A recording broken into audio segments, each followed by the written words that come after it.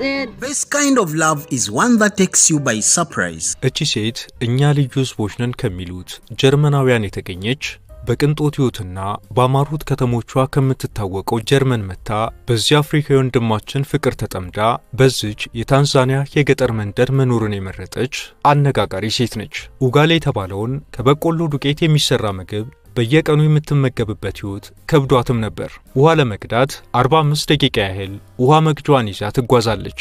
ለምግብ ማብሰያ የሚሆን እንጨት ጫካ ሄዳ ትለቅማለች፣ ምግብ ታበስላለች፣ እንዲሁም ከብቶችን ታግዳለች፣ ላሞችን ታልባለች። ስሟ ስቴፋኒ ፎክስ ትባላለች። ታንዛኒያዊው የልቧ ማራኪ ደግሞ ስኮይኔ ፓፓ ይባላል። ለዛሬም የጀርመን ከተንደላቀቀ ህይወቷ ይልቅ በዚች በበጋው አቧራ በሚቦንባት በክረምት ደግሞ ጭቃው በማያላውስባት ኢንተርኔትም ሆነ ኤሌክትሪክ በማታውቀው የጥርጊያ መንገድና የቧንቧ ውሃ እንኳን ብርቅ በሆነባት የታንዛኒያ የገጠር መንደር በፍቅር ለመኖር ስለመረጠችው ስቴፋኒና መጻፍም ሆነ ማንበብ ከማይችለው የጥበቃ ባለሙያ ባለቤቷ ስኮይኔ ፓፓ የፍቅር ታሪክ በማሳያችን እናሳያችኋለን። አብራችሁን ቆዩ። የነገሩ ጅማሬ እንዲህ ነበር። ጀርመናዊቷ ስቴፋኒ ፎክስ የተፈጥሮ ጥበቃ ባለሙያ ስትሆን በፍቅሩ የተማረከችለት ስኮይኔ ፓፓ ደግሞ በዚች የታንዛኒያ የገጠር መንደር የሚገኝ የማሰልጠኛ ትምህርት ቤት የጥበቃ ባለሙያ ነው። ስቴፋኒ በበርካታ የአውሮፓ ሀገራት በስራ ስትዘዋወር ቆይታለች። በኋላ ግን ወደ አፍሪካ መጥታ በታንዛኒያ ጠረፍ አቅራቢያ በምትገኝ የባህር ላይ ደሴት ፍሮንቲር ከተባለ መንግስት ያልሆነ ድርጅት ጋር በባዮሎጂ ምርምር የበጎ ፍቃድ አገልግሎት እየሰራች ነበር። በኋላ ግን የአሳ ዝርያዎችን ቁጥር ለማጥናት ኡቴንዴ ወደምትባለው የታንዛኒያ የአሳ አጥማጆች መንደር ጉዞ ጀመረች። በጉዟም ዙሪያዋን እየቃኘች የአካባቢውን አሳ አጥማጆች የእንጨት ጎጆዎች በመደነቅ እየተመለከተች ቀጠለች። መንገዱ ወደ አንድ ኮረብታ ይወስድ ነበር። ኮረብታውን ሻንጧን ተሸክማ መውጣት ጀመረች። ቀና ስትል ግን አንድ ልቧን ሰቀዙ ያዘ ነገር ባይኗ ሞላ። አይኖቼ ከሱ ውጪ ሌላ ነገር ማየት የተሳናቸው ይመስል እይታዬ በዚያ አንድ የማሳይ ተዋጊ ላይ ብቻ ተተክሎ ቀረ ትላለች። ከሌሎች ሁለት ጓደኞቹ ጋር ወደሱ አቅጣጫ እየተራመደ የነበረው ስኮይኔ ላይ ስቴፋኒ ፈዛ ቀረች። ስኮይኔ ከሁለቱ ጓደኞቹ ይልቅ ረዘም ያለና ትከሻው ሰፊ ነው። በሰውነቱ ላይ ቀይና ወይን ጠጅ ቀለም ያለው ባህላዊ ጨርቅ ጠምጥሟል። በማሳይ ባህል መሰረት በፀሐይ ብርሃን የሚያንጸባርቁ የነጭ ዶቃ የእግር ጌጦችን አድርጓል። በጆሮቹ ላይ ያደረጋቸው ትናንሽ ነጭ ሳህን የሚመስሉ ጌጦች በነፋሱ እየተወዛወዙ ያቃጭላሉ። ስቴፋኒም ነፃነት ያጎናጸፋትን አውሮፓዊ አስተዳደጓን ተጠቅማ ስኮይኔ ወደሷ እየቀረበ ሲመጣ ጉጉት ወሶና ሀባሪ አለችው። በሶሃሊ ቋንቋ ሰላም እንደማለት ነው። ስኮይኔ አንዲት ነጭ ሴት በሶሃሊ ቋንቋ ሰላም ስትለው አይኖቹ በግርም ተደመቁ። እሱም ሀባሪ በማለት በፈገግታ መለሰላት። ከዚች አንድ ቃል በላይ ለማውራት እሱ እንግሊዘኛ አይችልም፣ እሷ ደግሞ የሱን የማሳይ ቋንቋ አታውቅም። ሆኖም በቃላት መግለጽ ያቃታቸውን ነገር በፈገግታና ባይኖቻቸው ተለዋወጡ። በመጨረሻም የግርማ ሞገሳም ታንዛኒያዊ ስቴፋኒ ካጠገቧ እንዲሄድ ባትፈልግም በደቂቃዎች አብሮነት ያየችውን ሰው አብረን እንቆይ ልትለው ድፍረት አጣች። ልትተዋወቀው ስሙን ልትጠይቀው ተመኝታ ነበር። ግን ምን ያደርጋል፣ እሷ የሱን ቋንቋ አታውቅ፣ እሱ የሷን ያውቅ። ስቴፋኒ የተፈጠረባትን ስሜት ስትገልጸው ያንን እንደ እሳት የሚንቦገቦግ ቀለም ያለው የድመት አይኖቹን በትኩረት እያየው መቅረት ፈልጌ ነበር። ሆኖም ግን ሁለቱ ጓደኞቹ ቸኩለው ስለነበር ሲሄድ በቁጭት ተመለከትኩት ትላለች። ስቴፋኒ ባንዲት እይታ የፍቅሩን እሳት ልቧ ላይ ጭሮባት ሄደውን ስኮይኔን ከአይኗ እስኪሰወር ቆማ እየተመለከተችው በውሷ ከራሷ ጋር ማውራት ጀመረች። እሱ ግን ልብ ብሎኝ ስትል ጠየቀችና ግራ ተጋባች። ስቴፋኒ ወደ ማረፊያዋ ከሄደች በኋላ ስለሱና ስለማሳይ ህዝቦች የበለጠ ለማወቅ ጓጓች። ስሙ ስኮይኔ ፓፓ እንደሚባል በአካባቢው የሚገኝ የማሰልጠኛ ትምህርት ቤት የጥበቃ ሰራተኛ እንደሆነ አወቀች። ለስቴፋኒ ቀጣዮቹ 6 ሳምንታት በጉጉትና በናፍቆት የተሞሉ ነበሩ። ወደ ትምህርት ማሰልጠኛው አቅራቢያ ወደሚገኝ አንድ ካፌ አዘውትራ ትሄድ ነበር። በባህር ዳርቻው ላይ ስትመላለስ አይኖቿ ስኮይኔን ለማየት በናፍቆት ዙሪያ ገባውን ይቃኙ ነበር። ድንገት ሳይ የሚሰማኝን ወደር የሌለው ደስታ የማቀው እኔ ብቻ ነበርኩ ትላለች። በደሴቷ ላይ አልፎ አልፎ አይን ላይን ሲገጣጠሙ ፈገግ ይልላታል። ግን ከዚያ ያለፈ ነገር ለማውራት በየትኛው ሷሊ ቋንቋና በየትኛው እንግሊዘኛ ይግባቡ በዛ ላይ ስቴፋኒ እሱ የሚሰማት አይነት እሱን እየተሰማው እንዳለ እርግጠኛ መሆን አልቻለችም። ብቻ በልቧ ምሪት አሁንም ስኮይኔን ፍለጋ ወደዛ ካፌ እግሯ መገስገሱን አላቆመም። አንዳንድ ጊዜ ስኮይኔ ከጓደኞቹ ጋር እዚያው ካፌ ውስጥ ቁጭ ብሎ ታገኛለች። ወዳለችበት ጠረጴዛ እንዲመጣ በፈገግታ ልትጋብዘው ባይኗ ምልክት ብትሰጠውም ማሳዮች የራሳቸውን ማህበረሰብ የሚመርጡ ሰዎች በመሆናቸው ጓደኞቹን ትቶ ወደሷ ሊመጣ አልቻለም። አንድ ቀን ግን በካፌ ውስጥ ማይክል ከተባለ ከሥራ ባልደረባዋ ጋር ቺፕስ እየተመገቡ ሳለ ባልደረባዋ ድንገት ያንቺ ማሳይ እየመጣ ነው አላት። ስቴፋኒ በድንጋጤ ዞራ ወደ ተባለችው አቅጣጫ ተመለከተች። ከዛም ቀልቧን ሰብስባ ለምንድነው ያንቺ ማሳይ ያልከኝ ስትል ማይክልን ጠየቀችው። እሱም እየሳቀ ስለሚወድሽ አላት። በወቅቱ የ24 ዓመቷ ስቴፋኒ ከባልደረባዋ ማይክል የሰማችውን ማመን አቃታት። ስኮይኔ እንደሚወዳት እንደተናገረ ማይክል ሲያረጋግጥላት በራስ መተማመኗ ጨመረ። ወደሱ ለመጠጋት ድፍረት አገኘች። ከዛም በርግጥ መግባባት ከጀመሩ በኋላ የሚያወሩት እሷ በብዙ ጥረት ባወቀቻቸው የስዋሂሊ ቃላት ነበር። እሱ እንግሊዘኛ የሚባል ነገር አይችልም። በወቅቱ የ24 ዓመቷ ወጣቷ ስቴፋኒ ከጀርመን ፍራንክፈርት የመጣችና ስለ ማሳይ ባህል ከመሰረታዊ ነገሮች ውጪ ምንም የምታውቀው ነገር አልነበረም። እናም ስኮይኔ የፍቅር ጥያቄውን አቀረበላት። ስቴፋኒ ምንም እንኳን አስቀድማ በትወደውም ነገሩን ጊዜ ሰጥታ ልታስብበት ወሰነችና አንድ ሳምንት ስጠኝ ማሰብ አለብኝ አለችው። በቱባ ተፈጥሮ የምትማረከው ስቴፋኒ ከስኮይኔ ጋር መሆን ማለት ከምዕራባውያን ዓለም ፍጹም የተለየ በሆነው በማሳይ ባህል ውስጥ ራስን ማስጠም እንደሆነ ብትረዳም ልቧ ይህንንም ተቀብሎት ተጨማሪ ማሰብ አላስፈለጋትም። የልቧን ጥሪ ሰማች። እናም ያውንታ ውሳኔዋን ልትነግሩ ሄደችና ተገናኙ። ስኮይኔ እጇን ይዞ ወደ ባህር ዳርቻው መራት። በታንዛኒያ የምሽት ሰማይ ስር በከዋክብት ድምቀት ታጅበው ለመጀመሪያ ጊዜ ብቻቸውን ሆኑ። በዛ ሰዓት ወደ ዋናው የታንዛኒያ የየብስ ክፍል ከመመለሷ በፊት በደሴቲቱ ላይ የቀራት 3 ሳምንት ብቻ ነበር። እነዛን 3 ሳምንታት ከስራ ውጭ ያላትን ጊዜ አብረው የሆኑ አሳለፉ። ከዛም ጊዜው ሲያልቅ ስትመለስ እንደሚገናኙ ተነጋገሩ። ስቴፋኒ ልቧን ስኮይኔ ጋር ትታ ደሴቷን ለቃ ሄደች።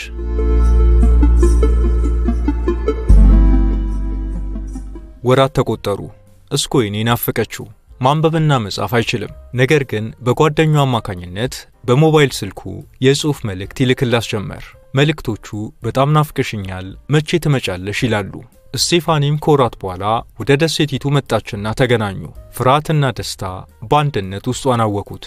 ስኮይኔ እናቱን፣ አባቱን፣ 7 እህትና ወንድሞቹን እንዲሁም ከአባቱ ሌሎች ሚስቶች የተወለዱ 14 ግማሽ እህትና ወንድሞቹን ሊያስተዋውቃት በመሆኑ ነበር ፍርሃት የተሰማት። ስኮይኔ ስለ ቤተሰቦቹ ሲነግራት አባቴ 3 ሚስቶች አሉት፣ እኔ ደግሞ ከመጀመሪያዋ ሚስቱ የተወለድኩ የበኩር ልጅ ነኝ ሲል አስረዳት። በትውውቁም ቀን ቤተሰቦቹ እጆቻቸውን ዘርግተው በደስታ ተቀበሏት። እናቱ ያያይ አንቺ የኛ እንግዳ ነሽ አሏት። ቤተሰቦቹ ቀድሞውኑ እንደሚስቱ አድርገው ስለቆጠሯት ከእንጨት ካሸዋና ከበት በተሰራችው ጎጆ ውስጥ አብረው እንዲያድሩ መኝታ አዘጋጁላቸው። መንደሯ ያለችው ጥቅጥቅ ያለ ጫካ ውስጥ ነው። ነብሮች፣ ጅቦች፣ በደረቁ ራስ ደግሞ ዝሆኖች የሚመላለሱበት አካባቢ ነው። የቧንቧ ውሃ፣ ኤሌክትሪክ፣ ኢንተርኔት፣ መጸዳጃ ቤት በመንደሯ አይታወቅም። በጀርመን የለመደችው የቅንጦት ሕይወት ቀርቶ በታንዛኒያ ዋና ከተማ ለምዳ የነበረውን ያህል እንኳን በዚች መንደር ቅንጣት ምቾት አልነበረም። ስቴፋኒ ፉክስ ግን ለዚህ ሁሉ የምቾት መጓደል ግድ አልነበራትም። ሁሉም ሰው የማታውቀውን ቋንቋ ያወራል። እሷ ግን ቋንቋውን ባስችልም ትንሽ ትንሽ እያወቀች በመጣችው በስዋሂሊ ቋንቋ ከስኮይኔ ጋር ይግባቡ ነበር።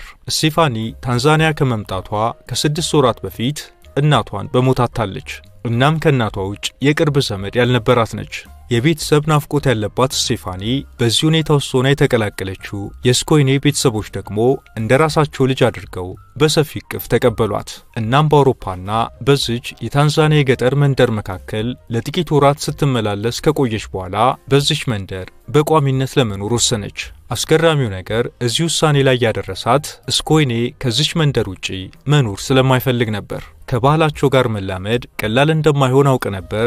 ነገር ግን ስኮይኔ ከዚች መንደር መሄድ ስለማይፈልግ አብረን መኖር የምንችልበት ብቸኛው መንገድ ይሄው ነበር ትላለች። ስቴፋኒ ያለሱ ሕይወትን ማሰብ አልችልም ብላ እስክታስብ ድረስ ስኮይኔን ወደዋለች። ስለዚህም ለመጨረሻ ጊዜ ጀርመን ሄዳ ከመጣች በኋላ ለመጋባት ወሰኑ። ስለዚህም ከደሴቷ ወደ ታንዛኒያ ዋና ከተማ ወደ ዳሬ ሰላም በመጓዝ በጋብቻ የምዝገባ ቢሮ 2 ምስክሮችን ብቻ ለደንቡ ይዘው በመገኘት ጋብቻቸውን መሰረቱ። እሱ የማሳይ ባህላዊ ልብሱን ሲለብስ፣ እሷ ግን አረንጓዴ ሸሚዝ፣ ጥቁር ቀሚስና ተራ ነጠላ ጫማ አድርጋ ነበር። ምንም አይነት የጋብቻ ቀለበት ወይም የሙሽራ አበባ አልነበረም። ስለነዚህ ሁሉ ግድ የለኝም፣ እኔ የምፈልገው ካንተ ጋር መኖር ብቻ ነው ስትል ነበር ምን ያህል እንደምትወደው ያረጋገጠችለት። ስኮይኔም ፈገግ ብሎ አንቺ እኮ ቀድሞውኑ ሚስቴ ነሽ አላት። ከዚህ በኋላ ስቴፋኒ በመንደሩ ያለች አንዲት ሴት ልትሰራ የምትችለውን የቤት ውስጥ ስራዎች ሁሉ መስራት ጀመረች። ውሃ ለመቅዳት 45 ደቂቃ ያህል ውሃ መቅጃዋን ይዛ ትጓዛለች። ለምግብ ማብሰያ የሚሆን እንጨት ጫካ ሄዳ ትለቅማለች፣ ምግብ ታበስላለች፣ እንዲሁም ከብቶችን ታግዳለች፣ ላሞችን ታልባለች።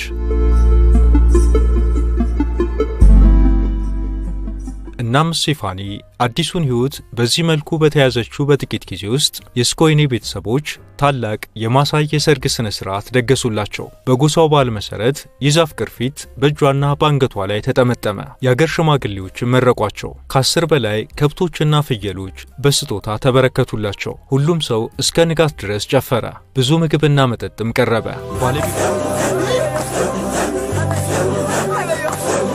ባለቤቷ ስኮይኔ ለሰርጋቸው መታሰቢያ የሚሆን አንዲት ላምና የራሱን ፍየል በስጦታ ለስቴፋኒ ያበረከተላት። ላሟን በስዋሂሊ ቋንቋ ገንዘብ የሚል ትርጉም ባለው ስም ፔሳ ሲሉ ሰየሟት። አሁን ስቴፋኒ እንደማንኛውም የማሳይ ሴት ሙሉ በሙሉ የቤተሰቡ አካል ሆናለች። ነገር ግን ከአዲሱ ህይወት ጋር መላመዱ እጅግ ከባድ ፈተና ሆነባት። በሰዎች የተከበበች ብትሆንም በውስጧ ግን ብቸኝነት ይሰማት ነበር። የማሳዮች የዕለት ተዕለት ህይወት እጅግ ዝግ ያለና ከከብቶቻቸው ውጪ ሌላ ሐሳብ የሌለበት ነው። እንስሳቱ ተሰማርተው ወደ ጫካ እንደሄዱ በመንደር ውስጥ የሚሰራ ምንም ነገር አይኖርም። ቴሌቪዥንም ሆነ ኢንተርኔት የለም። የሷ ብቸኛዎቹ አጫዋቾች ያኔ ከሀገሯ ይዛቸው የመጣቻቸው መጻሕፍቶች ብቻ ነበሩ።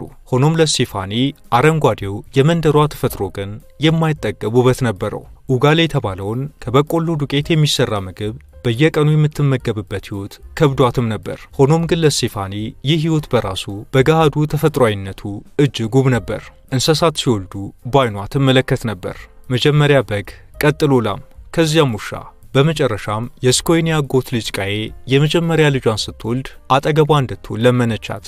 ይለሷ ትልቅ ክብር ነበር። በመንደሯ ያሉ ሴቶች አንዳቸው ለሌላኛቸው የሚያደርጉትን እገዛና ድጋፍ ስትመለከት ትደነቅ ነበር። ከጥቂት ዓመታት በኋላ እሷም እናት ልትሆን ጸነሰች። ስኮይኔ በኩራት በተሞላ ድምፅ አባት ልሆን ነው አለ። ሆዴ ሲያድግ ማየት፣ በኋላም ሕፃኑ በውስጤ ሲንቀሳቀስና ሲራገጥ መስማት እጅግ ያስደስተው ነበር ስትል ያንን ጊዜ ስቴፋኒ ታስታውሳለች። ስቴፋኒ በተፈጥሮ እቅፍ ውስጥ ሆና መኖርን ብትላመድም በጫካ ውስጥ ለመውለድ ግን አልደፈረችም። ስለዚህ በታንዛኒያ ወደሚገኘው ትልቁ ሆስፒታል ሄዱ። ለ30 ሰዓታት በምጥ ካሳለፈች በኋላ ዶክተሩ በቀዶ ሕክምና መውለድ አለብሽ በማለቱ የቀዶ ሕክምናው ተከናወነ። ስትነቃ ወንድ ልጅ መውለዷን አበሰሯት። በመውለጃ ክፍል ውስጥ ካሉት ሕፃናት ሁሉ እጅግ ያማረው እሱ ነው ሲል ስኮይኔ በዓይኖቹ የእንባ ዘለላዎች እየታዩ ተናገረ። ስኮይኔ ሲያለቅስ አይቼው አላውቅም ነበር። በማሳይ ባህል ማልቀስ የሚፈቀደው ሰው ሲሞት ብቻ ነው። ከዓይኖቹ ላይ እንባ ማየቴ የፈጠረብኝ ስሜት እጅግ የተለየ ነበር ትላለች። ወደ መንደሯ ሲመለሱ የስኮይኔ እናት ለ3 ወራት ያህል ከሷና ከሕፃኑ ጋር ወደ ጎጇቸው ገባች። ስኮይኔ ደግሞ ከአንድ ወንድሙ ጋር ለመኖር ሄደ። ስቴፋኒ ስኮይኔ ስለተለያት አዝና ነበር። ሆኖም ይህ ባህላችን ሕግ ነው ሲል አስረድቷት ነበርና የማትጋፋው መሆኑን አወቀች። በወቅቱ ልጇን ከመንከባከብ ውጪ ምንም አይነት ሥራ እንድትሰራ አይጠበቅባትም። የስኮይኔ እናትና ሌሎች ሴቶች የምትፈልገውን ሁሉ ያደርጉላት ነበር።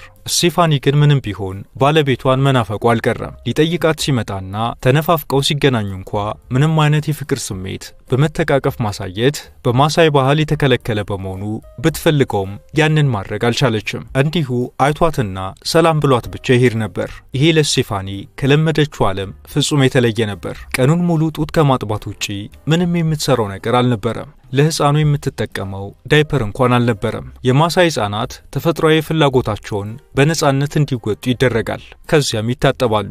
ስኮይኔ የሌለባቸው እነዚህ ቀናት የማያልቁ እንደነበሩ ታስታውሳለች። ስቴፋኒ ቀስ በቀስ ግን ለምጄዋለሁ ያለችው ህይወት ወደ ከባድ ድብርት ውስጥ ይከታስ ጀመር። በዙሪያዋ ያለው ነገር ሁሉ ስሜት አልሰጥሽ አላት። በዚህ አይነት ተመሳሳይ ስሜት ቀናት ተቆጠሩ። አንድ ቀን ግን ራሷን መስቀለኛ ሐሳብ ላይ ያገኘችው። ወደ ሀገርሽ ትመለሻለሽ ወይስ ራስሽን ሙሉ በሙሉ ለማሳይ ባህል አሳልፈሽ ትሰጫለሽ የሚል ጥያቄ ራሷ ለራሷ አቀረበች።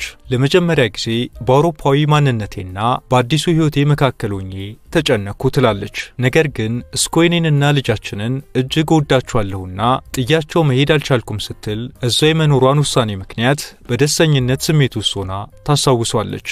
ከባለቤቷ እህት ሰንዶ ጋር በመሆን የልብስ ስፌት ፕሮግራም ጀመሩ። በመንደር ውስጥ ያሉ ሴቶች መልሰው ጥቅም ላይ ሊውሉ የሚችሉ የወር አበባ ንጽህና መጠበቂያዎችን እንዲሰፉ ማድረግ ቻሉ። አሁን ይህንን ምርት በአካባቢውና ከባህር ማዶ ጭምር እያሰራጩ ነው። ስቴፋኒ ስለ አዲሱ ህይወቷ የዩቲዩብ ቪዲዮዎችን መስራት ጀመረች። በመጨረሻም ማሳይ ስቶሪ ወይም የማሳይ ታሪክ የተሰኘ መጽሐፍ ጽፋ እንደ አውሮፓውያኑ ግንቦት 21 ቀን 2024 ለንባብ ማብቃት ችላለች።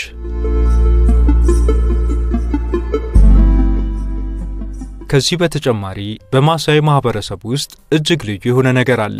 ባህላቸው የበለጸገ ነው። ስሮቻቸውም ከሚኖሩበት ምድር ጋር በጥብቅ የተሳሰሩ ናቸው። በጊዜ ሂደት የአየር ንብረት ለውጥ ያመጣውን መቅሰፍት በአይናችን ስንመለከት ዝናብ ጠፍቶ ከብቶቻቸው በድርቅ ምክንያት እየከሱ ሄደው በረሃብ ሲያልቁ ግን ለቤተሰቦቿ ብቻ ሳይሆን እጅግ ለምትወደውና ለምታከብረው ለማሳይ ማህበረሰብ ጭምር መታገል እንዳለባት ተረዳች።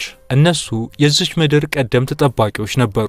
ምድሪቱ ለሞና እንድትቀጥልና የሰው ልጅ በተፈጥሮ ላይ ከሚያደርሰው አስከፊ ጥፋት አካባቢውን ለመታደግ የነሱ መኖር ወሳኝ ነው ትላለች። በመሆኑም የመንደራችን መሪዎች በኬንያ የሚሰጠውን የመሬት አያያዝ ስልጠና ወደዛ ሄደው እንዲሳተፉ የገንዘብ ማሰባሰቢያ ዘመቻ ለመጀመር ወሰነች። ለዚህም ሲባል ማሳይ ስቶሪ የተባለውን የኢንስታግራም ገጿን ከፈተች። በአጭር ጊዜ ውስጥ በብዙ ሺህ የሚቆጠሩ ሰዎችን ትኩረት መሳብ ቻለች። ሰዎች በማሳይ መንደር ውስጥ ስላለው ህይወቷ እጅግ ተደነቁ። ስኮይኔ በሷ እጅግ ይኮራል። ልጃቸው አሁን የታዳጊነት እድሜ ላይ ነው። ስዋሂሊና እንግሊዘኛ ቋንቋዎችን አቀናጅቶ የሚናገር ማንበብና መጻፍ የሚችል ሙሉ የማሳይ ልጅ ሆኗል። ስቴፋኒ ማሳዮችን በሁሉም ነገር ተቀብላለች። የአባቶችን ምርቃት ተቀብላለች። ልጃቸውና አካላቸው ሆና እነሱ ከእርሷ ጋር በጽኑ ተዋህደዋል።